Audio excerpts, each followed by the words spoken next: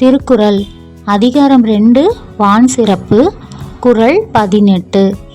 சிறப்பொடு பூசனை செல்லாது வானம் வரக்குமேல் வானோர்க்கும் ஈண்டு.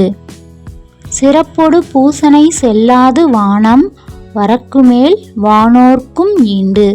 இந்த வரிகளில் சிறப்பொடு அப்படின்றது இந்த இடத்துல திருவிழாவை குறிப்பிடுது. பூசனை அப்படின்றது வழிபாடு. செல்லாது அப்படின்னா நடைபெறாது அப்படின்னு அர்த்தம். வானம் வரக்குமேல், வரக்குமேல் அப்படின்னா வறண்டு போனால். வானோர்க்கும், வானோர்க்கும் அப்படின்னா தேவர்கள் அல்லது தெய்வங்களை குறிக்கும். ஈண்டு அப்படின்னா இவ்வுலகில் அப்படின்னு அர்த்தம். இப்போ நம்ம இந்த குறளுக்கான விளக்கம் பார்க்கலாம்.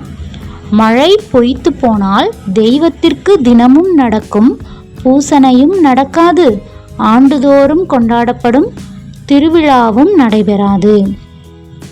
மழை பொய்த்து போனால், பெய்யாமல் போனால், தெய்வத்திற்கு தினமும் நடக்கும் பூசனையும் வழிபாடும், பூசனையும்ன்றது வழிபாடை குறிக்குது, பூசனையும் நடக்காது, ஆண்டுதோறும் கொண்டாடப்படும் திருவிழாவும் நடைபெறாது.